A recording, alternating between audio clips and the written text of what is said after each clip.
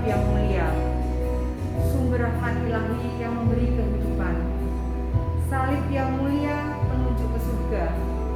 Salib di puncak Golgota, salib yang mulia. Jalan keselamatan bagi kita yang percaya kepada Yesus Kristus Tuhan. Mari kita angkat pujian salib di puncak Golgota.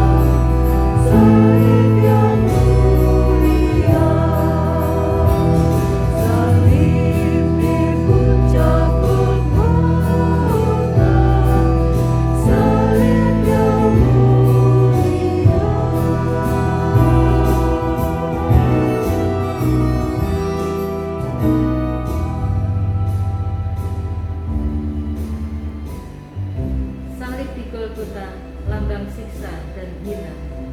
Pada salib itulah tergantung Yesus Tuhan kita. Dia disalib bagi kita yang telah berdosa. Salib yang hina dan yang ditolak dunia. Namun kita mau terima dengan tulus, dengan sukacita, karena kisah salib Tuhan adalah bukti cinta kita kepadanya. Mari kita angkat pujian bersama-sama, salib hina.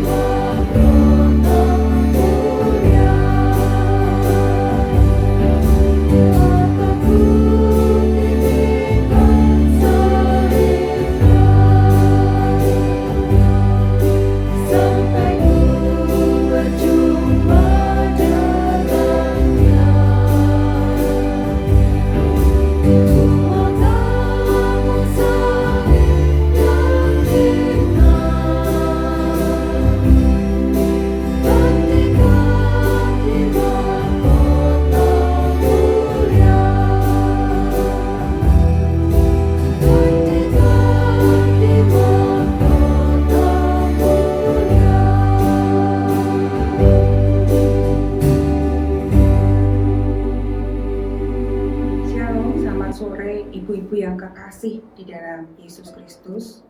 Selamat Paskah. Kiranya Paskah tahun ini akan membawa kita makin mencintai Tuhan dan terus bertumbuh menjadi dewasa di dalam Kristus, sehingga kita bisa menghasilkan buah-buah yang manis untuk kemuliaan Allah kita. Sebelum kita merenungkan firman Tuhan, mari kita berdoa. Bapa yang baik, terima kasih untuk waktu yang indah ini, di mana kami boleh bersama-sama bersekutu, merenungkan sebagian daripada firman. Tolong kami Tuhan, untuk mengerti akan isi firman-Mu, dan bawa kami Tuhan, untuk boleh menjadi pelaku-pelaku firman-Mu yang menyenangkan hati-Mu. Terima kasih Tuhan Yesus, di dalam nama Tuhan Yesus Kristus kami berdoa. Amin. Ibu-ibu yang kekasih dalam Yesus Kristus, hari ini saya diberikan tema hidup bagi Kristus. Terambil dari Filipi 1 ayat 21 sampai 26. Tapi sebelum kita merenungkan firman Tuhan ini, saya ingin bertanya kepada ibu-ibu dan saudari-saudari sekalian. Kapan kita lahir baru? Mengapa kita harus lahir baru? Karena Tuhan Yesus sendiri mengatakan di dalam Yohanes 3 ayat 3, sesungguhnya jika seorang tak dilahirkan kembali, ia tidak dapat melihat kerajaan Allah. Jadi, ibu-ibu dan saudari sekalian, lahir baru, menjadi manusia milik Kristus itu sangat penting bagi kita. Kapan seseorang itu lahir baru? Yaitu ketika dia menerima Yesus sebagai Tuhan dan Juru Selamat. Seperti yang ada di gambar, salib Kristus, pengorbanan Kristus. Ketika kita mempercayainya, kita mengikuti Kristus, maka kita akan beralih dari manusia lama kita menjadi manusia baru. Dan ketika kita menerima Yesus sebagai Tuhan dan Juru Selamat inilah, kita mulai menjadi bayi rohani milik Kristus. Dan bayi yang sehat itu selalu suka akan susu. Demikian juga ketika kita lahir baru di dalam Kristus, kita pasti suka sekali akan firman Allah. Ibu-ibu bisa lihat gambar di samping saya ini. Ya, ada pertumbuhan dari bayi sampai dewasa. Dan di dalam Alkitab pun dikatakan, seperti bayi yang baru lahir, hendaklah kamu menginginkan susu rohani yang murni, supaya dengan itu kamu bertumbuh dalam keselamatan.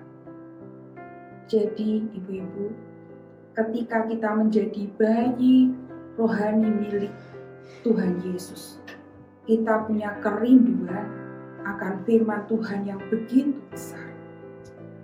Dan dari firman Tuhan itulah kita akan bertumbuh menjadi dewasa.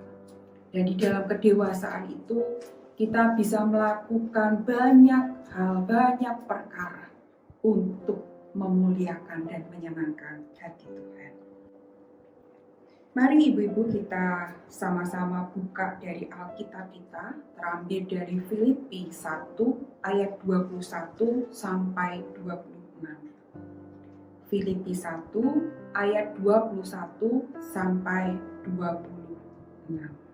Demikian firman Tuhan. Karena bagiku hidup adalah Kristus, dan mati adalah keuntungan. Tetapi jika aku harus hidup di dunia ini, itu berarti bagiku bekerja memberi buah. Jadi mana yang harus kupilih, aku tidak tahu. Aku didesak dari dua pihak. Aku ingin pergi dan diam bersama-sama dengan Kristus. Itu memang jauh lebih baik. Tetapi lebih perlu untuk tinggal di dunia ini karena kamu. Dan dalam keyakinan ini, taulah aku, Aku akan tinggal dan akan bersama-sama lagi dengan kamu sekalian, supaya kamu makin maju dan bersukacita dalam iman, sehingga kemegahanmu dalam Kristus Yesus makin bertambah karena aku, apabila aku kembali kepada kamu. Ibu-ibu yang kekasih di dalam Yesus Kristus, nas Alkitab yang kita baca terambil dari Filipi ini ditulis oleh Rasul Paulus untuk jemaat di Filipi. Ayat 21 itu merupakan ayat emas, ayat hafalan bagi anak-anak Tuhan. Karena ayat itu ditulis begitu indah dengan makna yang begitu dalam. Karena di situ dikatakan, bagiku hidup adalah Kristus dan mati adalah keuntungan. Apa yang dimaksud oleh Paulus? Hidup adalah Kristus. Seperti yang tertulis di ayat 22. Paulus ini mengatakan bahwa hidup adalah Kristus, yaitu hidup bekerja menghasilkan buah. Dan di dalam kehidupan Paulus di dunia ini, kita tahu dia begitu mencintai Tuhan Yesus. Dia melayani Tuhan Yesus begitu luar biasa sehingga dia mengalami banyak penderitaan, siksaan. Dan di dalam penderitaannya itu, imannya tidak goncang tapi semakin teguh. Karena dia yakin bahwa dia adalah mempelai Kristus. Dan seorang mempelai itu selalu merindukan sang mempelai. Jadi di ayat 23 itu dikatakan bahwa Paulus didesak dari dua pihak, yaitu satu pihak yaitu kerinduannya untuk ketemu dengan sang mempelai, yaitu Yesus Kristus. Itu adalah hal yang sangat indah, yang sangat dirindukannya. Tetapi dari hatinya yang terdalam, hatinya yang dipenuhi oleh kasih Kristus, firman yang ada di dalam hidupnya, itu mendorong satu hal lain, yaitu supaya dia tetap tinggal di dunia ini, di tengah-tengah jemaat Filipi. Kenapa? Di ayat 25 dikatakan bahwa Paulus ingin tinggal di tengah-tengah jemaat Filipi supaya jemaat Filipi ini makin maju dan bersukacita di dalam iman. Dan kemuliaan, keagungan, atau yang dikatakan kemegahan Kristus itu boleh terpancar di kehidupan jemaat Filipi. Luar biasa sekali kerinduan Paulus ini, dan dia melakukan hal itu di dalam hidupnya. Ibu-ibu yang kekasih di dalam Yesus Kristus, saya percaya di masa-masa pandemi ini banyak ibu-ibu yang kemudian punya hobi untuk menanam, ya. Ibu-ibu dapat lihat ya gambar di samping, yaitu biji buah mangga, ya. Ini biji buah mangga ditanam dan bertumbuh. Jika ibu-ibu menanam biji mangga dan kemudian bertumbuh, apa yang ibu-ibu rasakan? Senang, bahagia, ya, gembira, seperti itu. Dan seperti itulah hati Yesus. Percayalah ibu-ibu bahwa kita ini adalah benih-benih ilahi yang Allah tabur di muka bumi ini.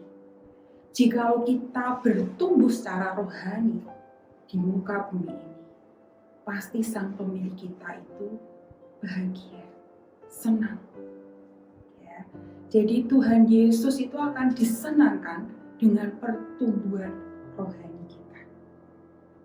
Dan kalau kita terus bertumbuh, ya, maka kita akan menjadi dewasa. Ya. Jadi ingat ibu-ibu bahwa pohon mangga yang sudah dewasa seperti gambar ini, dia akan menghasilkan buah. Ya. Jadi Rasul Paulus tadi mengatakan bahwa hidup bagi Kristus yaitu hidup dengan bekerja menghasilkan buah. Artinya kita harus dewasa dulu di dalam rohani. Kita harus bertumbuh terus. Dan di dalam pertumbuhan itu apa yang dibutuhkan? Susu yang murni dan rohani, yaitu firman Tuhan. Jadi ibu-ibu, jangan pernah lepas kepada firman Tuhan. Cintai firman Tuhan. Tak ada hari tanpa firman Tuhan. Karena firman Tuhan itu yang membuat kita bertumbuh secara rohani, menjadi dewasa dan dapat berbuah bagi Kristus. Ibu-ibu, di sini ada gambar buah mangga, ya, buah mangga yang manis. Ibu-ibu tahu, buah mangga yang manis ini jika dimakan, dipotong rasanya manis. Jika di jus dihancurkan, tetap rasanya manis. Artinya, buah yang manis itu mau dinikmati oleh siapa saja, dengan cara apa saja, itu tetap manis. Ya kan? Demikian juga dalam hidup kita ini. Jika kita mau bertumbuh ya di dalam firman Tuhan, kita akan jadi dewasa. Kita kemudian punya kerinduan untuk berbuah bagi Kristus di dalam segala pekerjaan kita. Ya, kalau kita sudah berbuah manis, ya, buah-buah itu, apa yang kita hasilkan dari pekerjaan itu bisa dinikmati semua orang. Dan semua orang bisa merasakan manis. Juga kita sendiri yang bekerja, ya, yang melakukan semua itu juga menerimanya dengan manis. Dalam arti sukacita. Ya, seperti yang dikatakan Paulus tadi, jemaat Filipi itu akan bertumbuh imannya dan penuh sukacita. Nah, ibu-ibu yang kekasih di dalam Yesus Kristus, di dalam kehidupan kita, ya, seringkali kita itu melakukan pekerjaan, ya, misalnya ibu-ibu rumah tangga memasak, ya, bagi anggota keluarganya. Tapi setelah capek-capek masak, tidak ada satupun anggota keluarga yang makan. Ternyata mereka semua makan di luar. Maka kemudian hati sang ibu jadi kecewa, jadi sedih. Ya. Atau kemudian kita ini pelayanan di gereja, kita menjadi seksi konsumsi. Kita sudah mencoba makanan-makanan yang enak dan kita mau berikan kepada jemaat makanan yang enak itu. Tapi apa yang diterima? Sewaktu makanan-makanan itu diterima dan dinikmati oleh jemaat, ternyata jemaat tidak suka. Ya, ternyata ada komentar-komentar yang negatif, menyebabkan kita sakit hati, ya, atau bahkan mutung, tidak mau pelayanan lagi.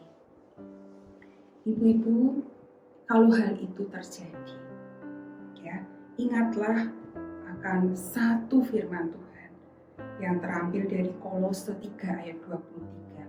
Apapun juga yang kamu perbuat, perbuatlah dengan segenap hatimu seperti untuk Tuhan dan bukan untuk manusia.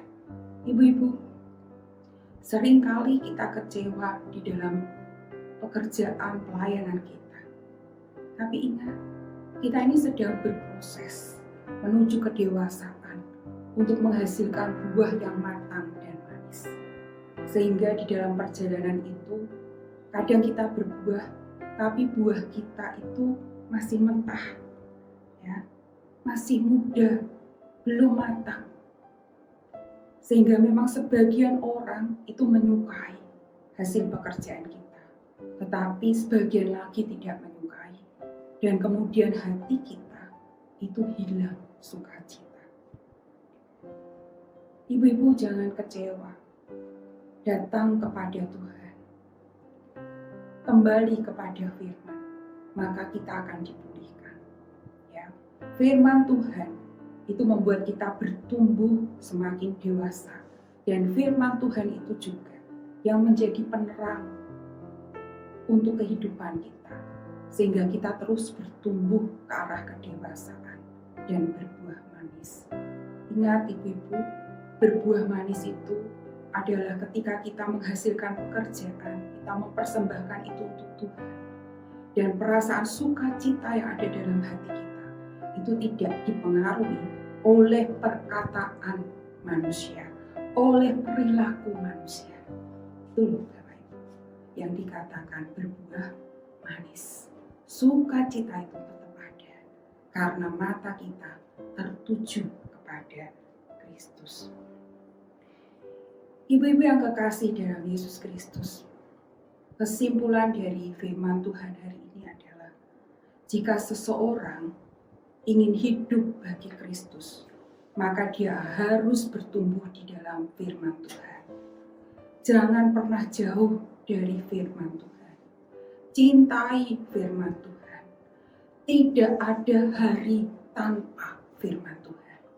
Dan yang kedua, jika seseorang ingin hidup bagi Kristus, maka dia mau bekerja untuk menghasilkan buah. Buah yang matang, buah yang manis bagi Kristus. Dan jikalau dia masih berbuah masam, berbuah muda, maka teruslah mendekat kepada Kristus dan teruslah makan, baca firman Tuhan, renungkan firman Tuhan.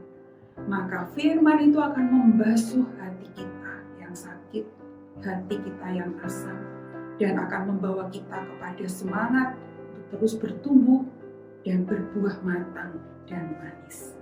Amin, Ibu-ibu. Kiranya Tuhan Yesus sendiri yang akan memimpin kita semua untuk dapat menjadi hamba-hamba Kristus, ya, hidup bagi Kristus, menghasilkan buah-buah yang manis dan matang untuk kita persembahkan kepada Tuhan Yesus. Amin. Mari kita berdoa.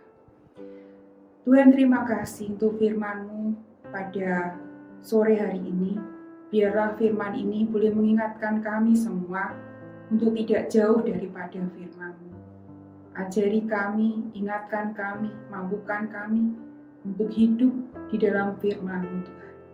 Biarlah mulai hari ini kami boleh berkomitmen tidak ada hari tanpa firman. Tolong Tuhan, mampukan kami Tuhan untuk terus hidup sesuai kehendak-Mu, menyenangkan hati. Terima kasih Tuhan Yesus. Di dalam nama Tuhan Yesus Kristus kami berdoa. Amin. Selamat sore, Tuhan Yesus memberkati kita semua.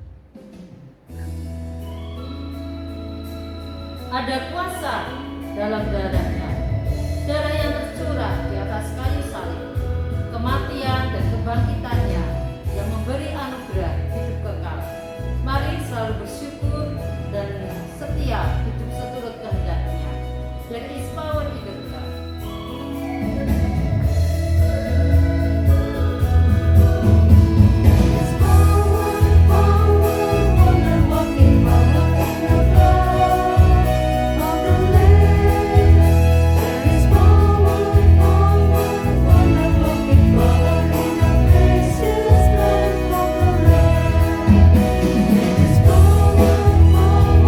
Wonder